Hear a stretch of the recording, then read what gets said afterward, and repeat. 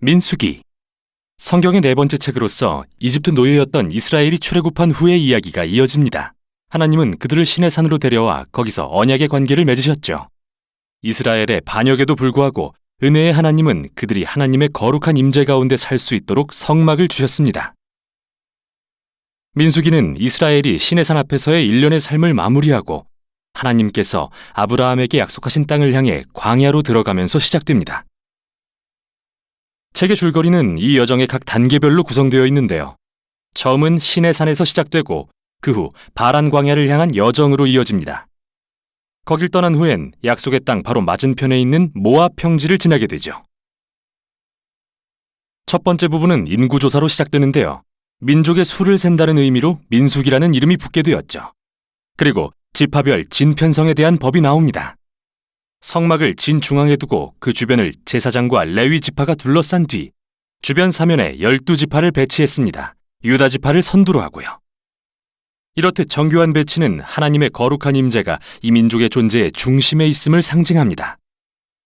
그리고 나서는 레위기에 적힌 정결의식에 대한 율법이 자세히 기술되는데요.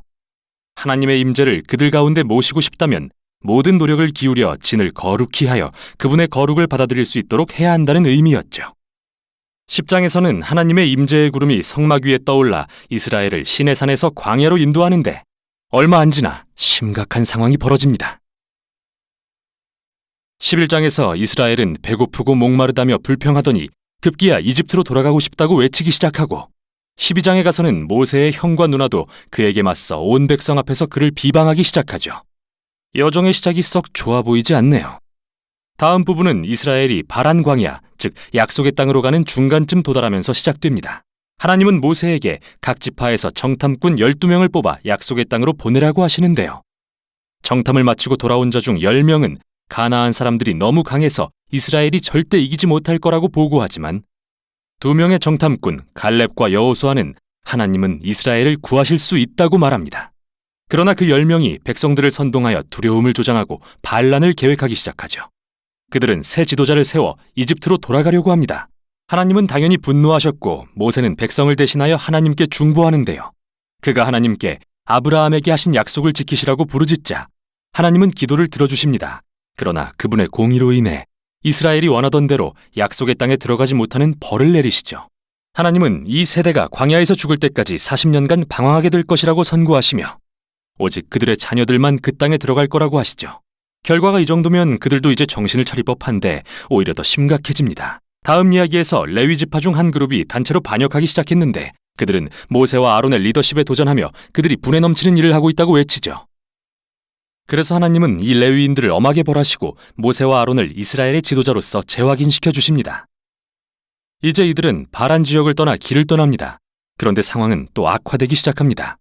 이스라엘 백성은 목이 마르다며 다시 불평을 시작하고 모세에게 왜 애초에 이집트에서 나오게 했냐고 따지죠.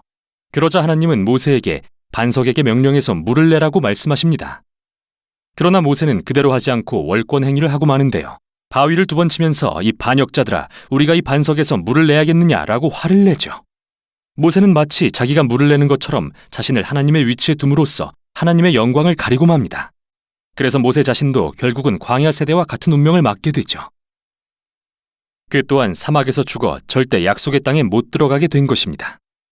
이후에도 이스라엘은 또다시 반역하고 하나님이 이들에게 매우 이상한 심판을 하시는데요. 독사들이 와서 그들을 물게 하십니다. 그리고 모세는 다시 백성들을 대신해 중보합니다. 그러자 하나님은 모세에게 놋뱀을 만들어 장대 위에 달라 하시고 독사에 물린 자는 누구든 놋뱀을 바라보면 나을 것이라 말씀하시죠. 매우 이상한 상징 같지만 이것은 하나님이 얼마나 언약에 신실하신 분인지를 보여줍니다. 하나님은 이스라엘의 죄악을 공의로 심판하실 수 있습니다. 그러나 하나님의 공의조차 그분의 치유를 구하는 사람에게는 생명의 근원으로 탈바꿈할 수 있죠. 이제 이스라엘 민족은 모압 평지를 향해 떠납니다. 이 부분의 시작은 발람이라는 특이한 인물에 초점을 맞추는데요. 모압 왕은 이 거대한 무리가 자기 영토로 지나가는 것을 보고 잔뜩 겁에 질려서 주술사 발람을 고용하여 이스라엘에 저주를 내리라고 합니다. 그런데 발람은 3번이나 그들을 저주할 수 없다는 걸 발견하고 이스라엘을 축복할 수밖에 없게 되죠. 창세기 12장에서 하나님이 아브라함에게 하신 약속을 기억해 보세요. 발람은 이스라엘을 저주할 수 없을 뿐 아니라 하나님으로부터 언젠가 열방에 하나님의 공의를 이루실 이스라엘의 왕이 오실 거라는 환상도 받는데요. 이 환상은 창세기 49장에서 야곱이 유다에게 한 약속을 떠올리게 합니다. 잠시 멈추고 지금까지 이 책의 흐름을 살펴보죠. 광야의 반역 사건들은 멈추지 않고 계속 악화되었지만 하나님은 이스라엘을 부분적으로는 심판하시지만 변함없이 자비를 베풀고 음식과 물을 제공하셨습니다. 그리고 발람의 이야기 역시 하나님의 은혜를 밝히 보여주죠. 이스라엘은 언덕 저 아래 지내서 불평하며 반역하고 있지만 언덕 위에서는 하나님께서 그들이 모르는 새 그들을 보호하고 심지어 축복하고 계시는 겁니다. 광야에서 반역했던 이스라엘과 신실하신 하나님의 대조적인 모습은 이스라엘의 다음 세대들에게 매우 중요하기 때문에 이 광야 이야기들은 후에 성경의 선지서, 시가서, 심지어 신약의 서신서에도 계속 인용됩니다. 그리고 이 사건들은 언제나 이렇게 경고하죠. 하나님은 자신의 언약에 신실하시지만 그의 백성이 반역하여 그분을 떠나면 결과를 직면하게 내버려 두시기도 한다. 이 이후 책의 나머지 부분은 광야 세대의 자녀들의 초점을 맞추는데요. 그들이 약속의 땅을 상속할 준비를 시작하며 새 세대의 인구조사를 실시합니다.